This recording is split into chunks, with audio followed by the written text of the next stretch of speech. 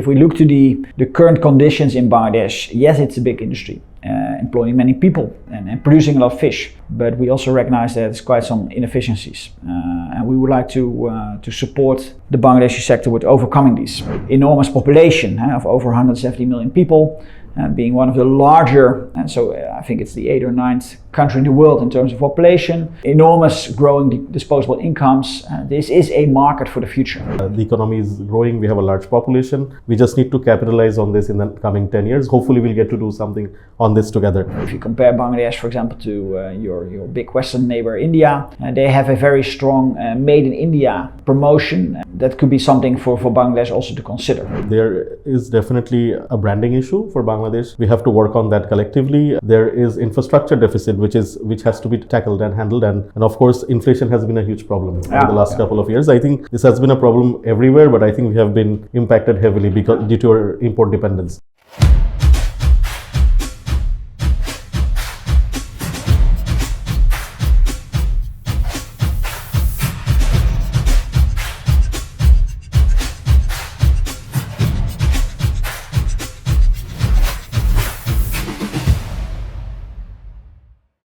Hi everyone, welcome to the LightCastle live show. We have a very special guest today. I would like to introduce you in a while.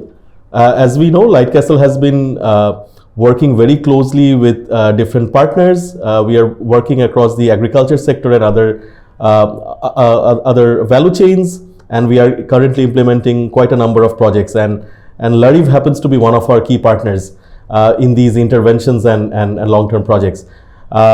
Matthias, welcome to LightCastle Live.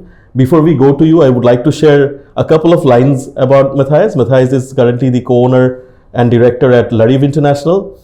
He has worked in more than 12 plus countries on development projects. He's a consultant and a business development professional. Matthias, welcome to LightCastle Live. Thank you. Thank you, Zed. Matthias, before we go into details, we would like to inform our audience about Larive International. Larive, we know, has been operating since 1985. Mm-hmm. It's present across 25 countries. Would you like to share a bit more about Larive? Sure, thank you, Zahed. But first of all, thank you for inviting me here to your new office. You just moved in last week, and I think it's a great place, so happy to be here. So my name is Matthias. I work indeed for Larive International. We are a Netherlands headquartered business development advisory firm. So we have been established in 1975 with a purpose to support Western, Dutch and Western companies with entering expanding in high growth emerging markets. So back in the 70s and 80s, those were Japan, Korea, Hong Kong. And our model is that we all said, okay, we want to have local people in local markets in order to be successful. Right. So we believe that in order to be successful as a foreign company, to enter a new market, you need to have boots on the ground. So that was the philosophy of our founders back 50 years ago. So in the 80s and 90s, our organization expanded into other markets in Asia when they were opening up for foreign investment. Southeast Asia, later on in the 90s, after the fall of the wall, we also became active in Central Eastern Europe. And in the past 10-12 years, we have been expanding in Africa, particularly in East and West Africa. So what we do is we help companies with entering markets. They're exploring whether there's an opportunity for their business to enter a certain market, depending on their product service offering, competition, legal, etc. But we also help companies accelerating in markets where they already have a presence. Right. If we look to Bangladesh, I would say the typical Larive market, there is a huge potential. There's a growing economy. There are all kinds of opportunities for companies eyeing on this market, which has been long time neglected, I would say. Often considered too difficult, perhaps having a negative brand image, etc. But in the past 8 to 10 years, we recognized that amongst our client base, there was an increasing interest on Bangladesh. We got inquiries, hey, what is it that's going on in Bangladesh? And that's also been fueled by enormous economic growth and developments, the positive developments this country has been witnessing. So that was the moment we said, okay, we would like to pursue a partnership in Bangladesh. We would like to be locally represented. We did some identifications when we ended up with LightCastle, and I think we have now been successfully working together for over 5-6 years. I'm very pleased with this cooperation and in LightCastle and its founders. I believe we found a partner which is really credible, well reputed locally, well connected to local business leaders and institutions.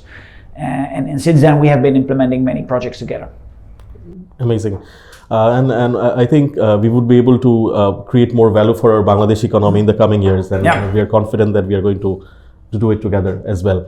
Matthias, we'll want to know a bit more about you as a person. I know you have been interested in traveling. You wanted to visit places, move to different countries, and your job actually allows you to do that, right? So just share a bit more about your personal journey. How did you arrive here? No, indeed, I think I have one of the most interesting jobs in the world. I've always been interested in what's going on in high growth emerging markets. As a child, perhaps more in Africa, but it ends up that I became more of an expert in Asia. Thanks to Larive, I also had the opportunity to serve 2 years in our office in Bangkok, Thailand, where I had more of a regional focus in South and Southeast Asia. At that time, it was particularly Myanmar, which is 2012-13 opening up for foreign investors. Unfortunately, in recent years, this market had some negative downturn. But I had the opportunity to see many places and witness firsthand what's going on. What are the challenges? What are the opportunities? How does this relate for business?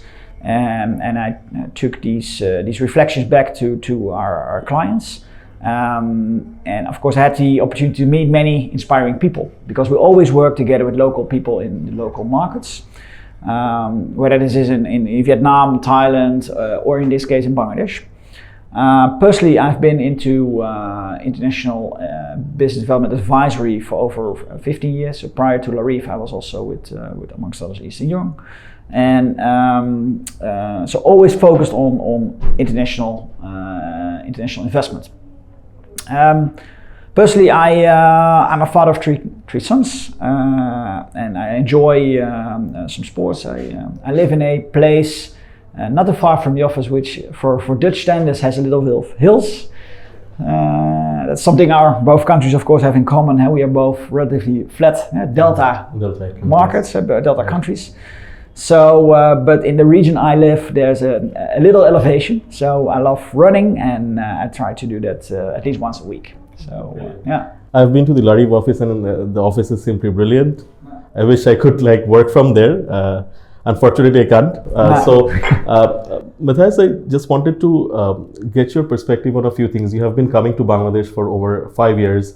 Have you seen any kind of transition or change over the last 5 years since your first time? Yeah, definitely. So, my first trip to Bangladesh, of course, I was also new to this market, and I believe that every country, you have been reading, seeing things about on television, so you have a certain perception of what's going on. And of course, Bangladesh, in the West at least, there's a very strong perception that it's very crowded, there are many congestion challenges, etc.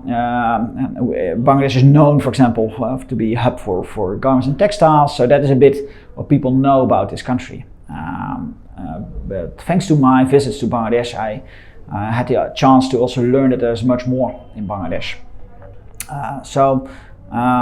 In the past 5-6 years, yes, there's been quite some transitions, and I recognize these processes also from other markets. I've seen Bangladesh being one of the fastest growing economies in South and Southeast Asia in the past decades. You see enormous growth. What are sectors, what are industries typically lifting off when markets are going through an economic transition such as Bangladesh are going? It's typically the financial services, it's telecom, it's consumer goods, enormous investments. You have expansion of the international airport. road constructions, port constructions, energy. So yes, there's a lot going on, and that is exactly where we try to find the combination with our clientele. So what are the needs, what are the opportunities in this market, and how can we leverage the capabilities, best practices, product service offerings from Western companies into Bangladesh, and that is what we try to do. No, this is fantastic, and I also wanted to get your perspectives on what the potential investors are thinking. You refer to infrastructural development happening over the last 5 years, but I also wanted to understand, since you get to interact with a lot of international European investors who are looking to expand in South Asia, what are the key challenges that they have identified? That would be the first question. And the second question would be, do they have any preferences in terms of sectors? Can you identify a few sectors where investors might come in the coming years? Yeah. So your first question on the key challenges, again, I think that Bangladesh has a certain reputational issue. Whether this is correct, yes or no, but it's there. And I think from a marketing perspective, there's some wins to achieve. If I recall, your previous ambassador, Mr.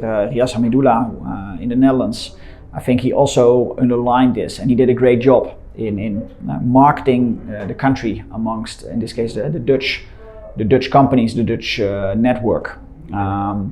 So that's one. Well, clearly, everyone who's been once in Bangladesh knows that traveling is a challenge here. So there's a quite substantial gap between the supply and demand needs in terms of transport. I was here in September, and then my first day I had to travel from Dhaka to Mymensingh. So I believe it's 120, 130 kilometers. So in the morning it took us 5 hours, and the way back it took us over 6. So average speed per kilometer being less than 20 per hour. And that is, of course, one way or another affecting economic growth. That also relates that things, products, services are relatively expensive in Bangladesh. Also, if you compare to your Asian peers. So yes, there's a huge need for infrastructural investments, both physical infrastructure, but also energy. Bangladesh being quite dependent on imports.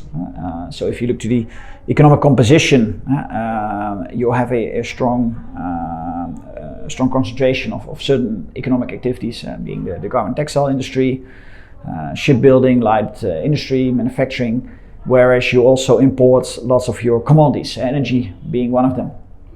So moving forward, but that's more for a political discussion, I would say, Bangladesh has to become a bit more self-reliant in terms of raw materials, commodities, for example, for agri-food, but also for energy, and maybe diversify a bit away from the textile garments. But okay, this is a longer-term process. So these are a few of the challenges which are currently on the radar of foreign investors.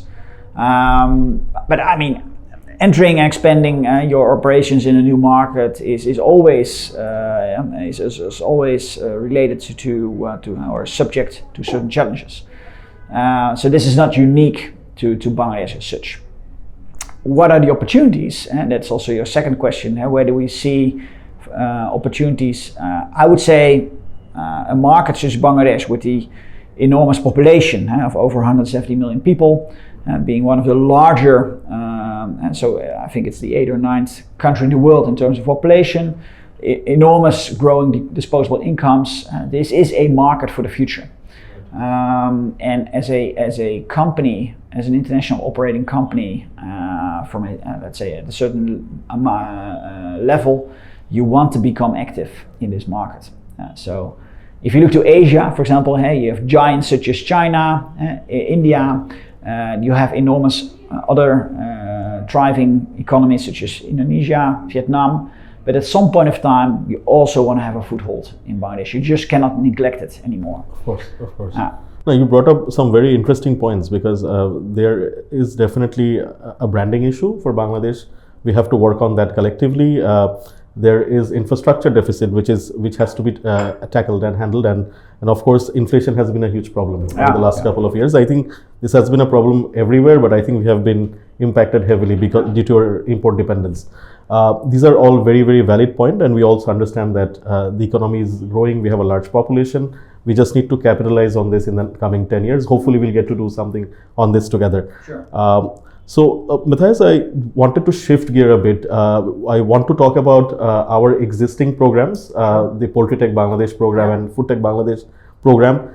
It would be great if you could share a bit more on what we have been working on over the last 3-4 years on Food Tech and PTB. Yeah, of course.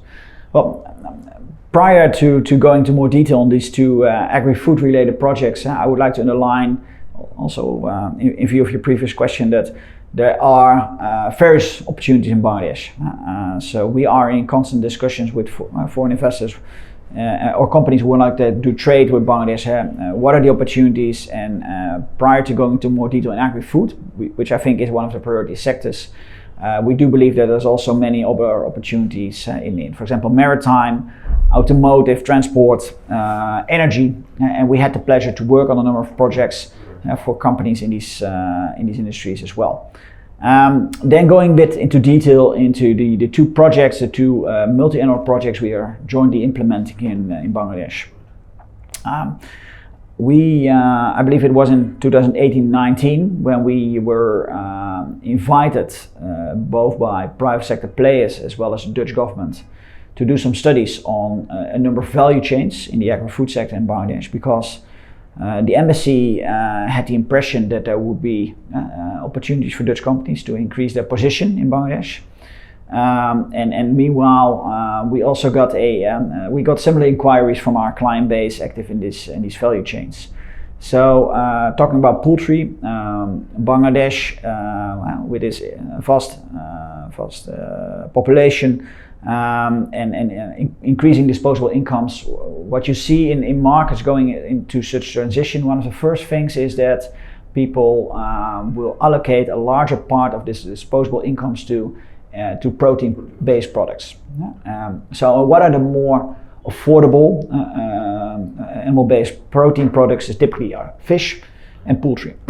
Well, Bangladesh being a delta nation, a lot of water, fish being a large part of your traditional cuisine, and poultry is typically, so we talk about poultry meat and eggs, is typically something which you see all over the world. That is let's say a large part of the cuisine.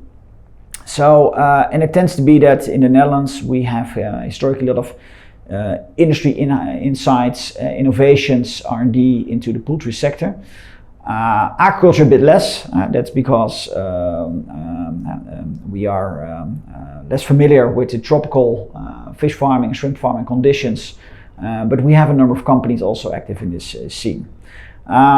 So where we started off is doing a bit of a fact-finding study, also co-funded by the Dutch government, saying, listen up, Larive, LightCastle, could you assess for how's the market organized, what are the dynamics, what are the opportunities, where could Dutch parties interact, and how could we ultimately promote Dutch engagement, being in the trade or investment into Bangladesh.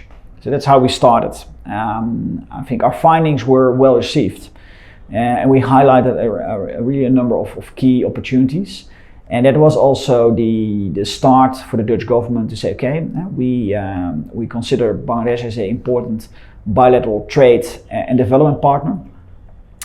We would like you, Larive and LightCastle, to identify which companies from the Netherlands as well as Bangladesh would be keen on partnering together in order to support the industry, and being in this case both for poultry as well as the aquaculture industry to become more sustainable.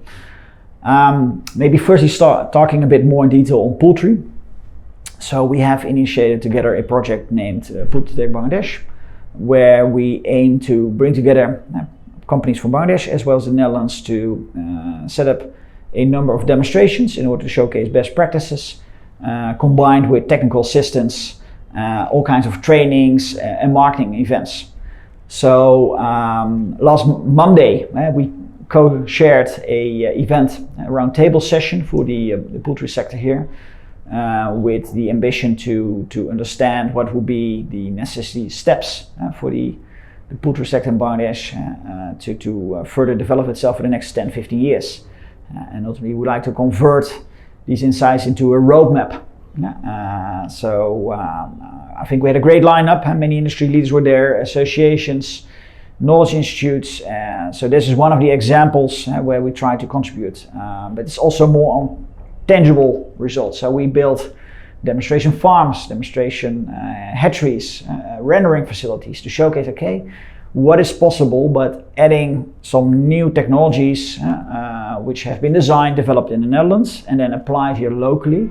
How does it work out from a commercial technical perspective in order to showcase that it works here locally, and of course inspiring others to also adapt these technologies. So it's fueled, I would say, on two ends. It's first of all, it's development aid, supporting the transition of Bangladesh, and secondly, promoting Dutch-Bangladesh trade and investment. Right. On top of that, we have also been involved with capacity development programs, right? And our latest engagement with DYD, Department of Youth Development, would also further reinforce this inclusivity factor as well. Yeah. Because at the end of the day, it's about farmers. Many of them are smallholder farmers, and it's also a very important tool for poverty alleviation as well. So there is also an inclusivity angle to this as well, which makes it quite interesting at the same time. We are hoping that over the next, the program would be running till end of 2025, and hopefully we would be able to create more impact in the coming year. Maybe a bit more about Food Tech Bangladesh. Our aqua project would also be quite interesting for our audience. Sure. Yeah, so there are similarities to this project. The Poultry Tech Bangladesh project, of course, is focused on the poultry sector, whereas the Food Tech Bangladesh project is focused on the aquaculture sector, so fish farming. Right. Despite that, there's some similarities in terms of concept, and again, a cooperation where the Dutch government is co-financing part of the activities. What we do with the fish project is that we are primarily focusing on establishing the so-called centers of excellence. Bangladesh is home to a lot of water bodies. So freshwater fish and shrimp cultivation is an important part of the industry. You also export lots of shrimp. Top of mind, I believe you're the 5th largest fish producer in the world. Fish consumption is big in Bangladesh. Netherlands is the largest importing country for shrimp. Yeah, exactly. And we said, okay, if we look to the current conditions in Bangladesh, yes, it's a big industry, employing many people and producing a lot of fish. But we also recognize that there's quite some inefficiencies, and we would like to support the Bangladeshi sector with overcoming these. Because if you compare, for example, yields, production of farms vis-a-vis what is going on in Vietnam, for example, then we see that we consider Vietnam as one of your Asian peers. There's still, let's say, a lot of angles for improvement.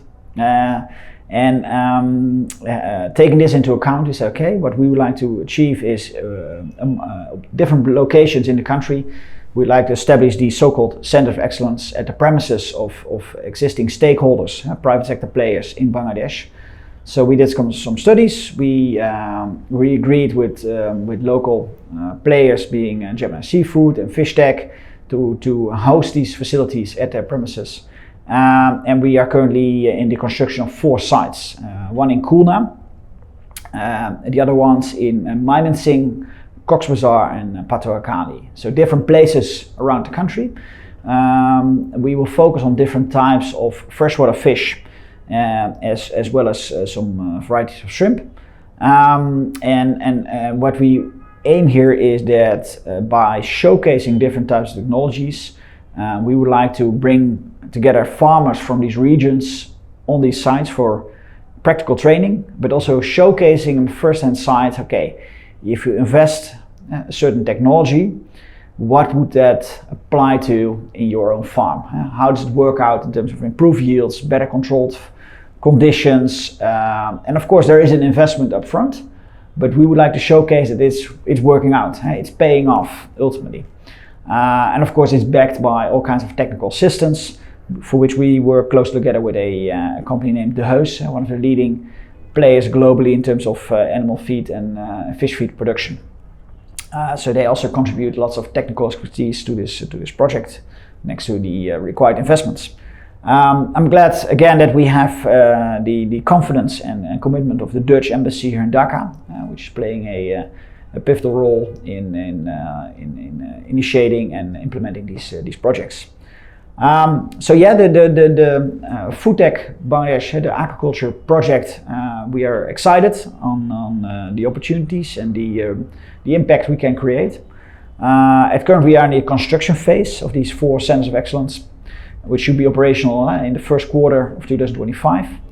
And then follow, we will reach out to hundreds of farmers to interact with them, showcase best practices, but also train them.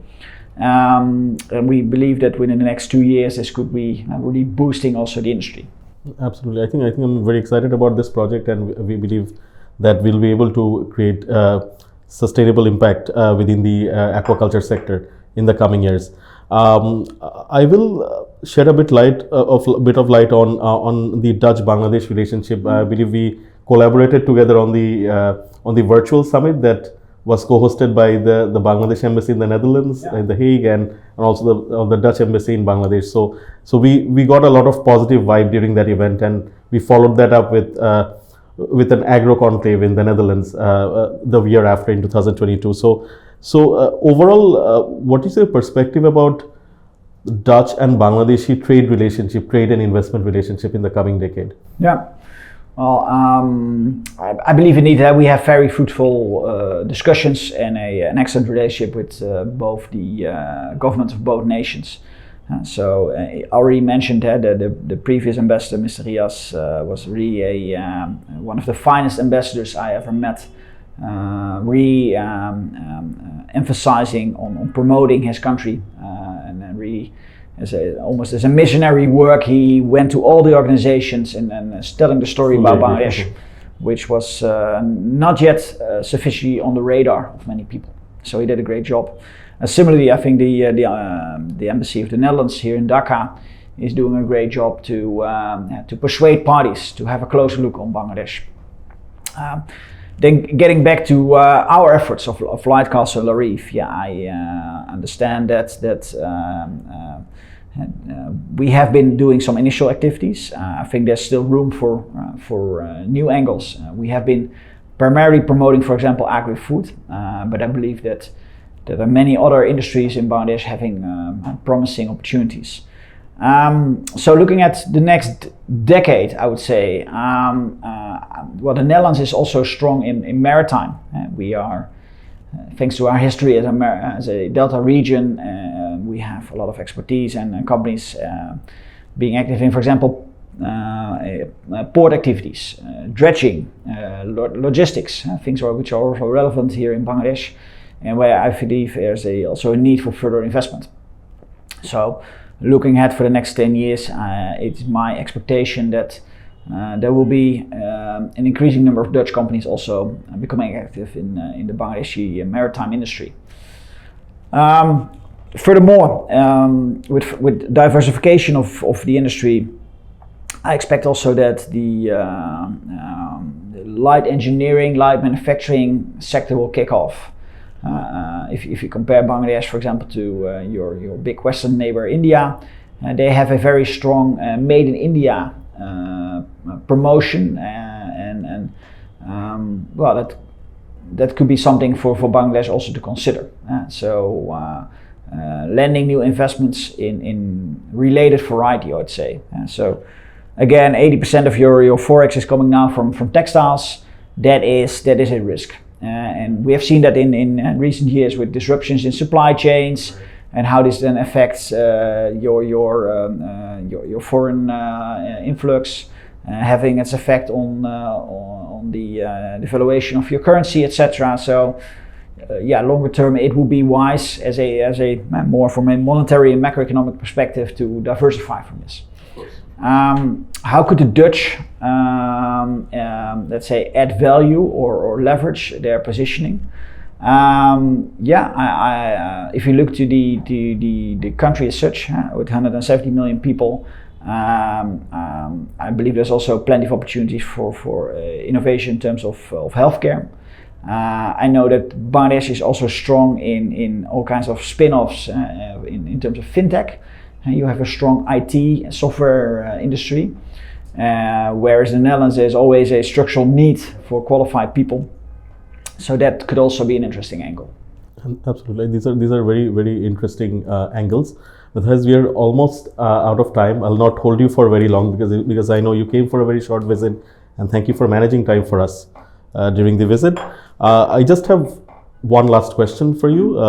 We have a number of very young individuals who aspire to become consultants, business development professionals. So do you have any specific suggestions for them? What skill set do they develop in order to become successful in their career? Well, if they have the chance to start with a company such as LightCastle, I think that will be a great step for your boosting, kickstarting your career. I had the pleasure to work with the LightCastle team in the past years, and I think the leadership team with Bijan, Ifdat and yourself, Zahed, you are fantastic entrepreneurs and also visionary. I think you are within a relatively short time frame, you have been able to position yourself as the leading organization and advisory firm in Bangladesh for foreign investors. So that is a great accomplishment already. Furthermore, I had the pleasure to work with many of your younger consultants in the past years. All very ambitious, hardworking, and eager to learn. So what skill set do you need? I would say in our type of business you have to be a bit all round. So you have to know a bit about legal, about financial, commercial. I would recommend try to go out as much as possible. So into the field, to meetings, learn from others, and do a variety of consulting assignments. Because then by interacting with people and visiting firsthand, you will learn a lot, and I think there's a very steep learning curve if you will be able to get a hold into this organization. So for people who are considering to work with LightCastle, I would definitely recommend this is a great step for your career. There's plenty of work to do, and it's also the expectation if this country is continuing its growth trajectory, then there will be many foreign investors considering to further strengthen the position in this market. So there's plenty of consulting work also for LightCastle and their colleagues to be present here. So confident that there is a bright future. No, thank you, Matthias. Thank you for the kind words. One last question from my side. Can you recommend a few books which have influenced you as a professional? Books, all right. So, of course, I have a macroeconomic background. At that time, I was very keen on reading on everything has to do with foreign direct investments. So, what is driving companies to go international, and that could be all kinds of reasons. Furthermore, I was also inspired by Asia because it's a huge continent, and there are many regional and even within countries very large differences. But what I like on Asia is that within there's such a variety of cultures, geographies, different people. I was just reading a lot about the history. What's the history of Bangladesh? And that's also for me, of course, it was also new for me to learn that you were once connected to Pakistan, which is, from my perspective, quite far away from here, but it used to be one country. of course, it's a while ago, but so for your Bangladeshi audience, I would say if you're into this business, so foreign direct investment and helping companies to enter, expand in Bangladesh, I can imagine that you would like to learn a bit from a technical perspective. What are relevant factors for companies to establish business overseas? So what are the push and pull factors, so to say? What is important in the decision making? But also culturally, what are cultural differences?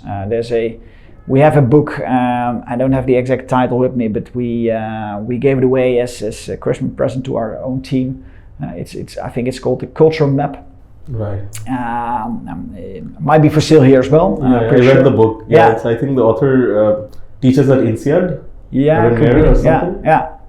And it's you recognize many things which you read on, and these are sometimes tiny things but are relevant in your meetings.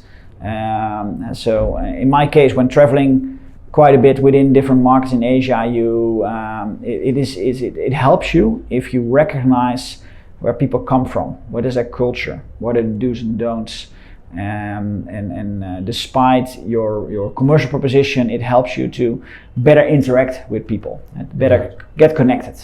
Of course. Yeah. Of course. No, thank you for the suggestion. I think this is a fantastic book. I've read it. I will strongly recommend this for our audience as well. I think this book is super insightful.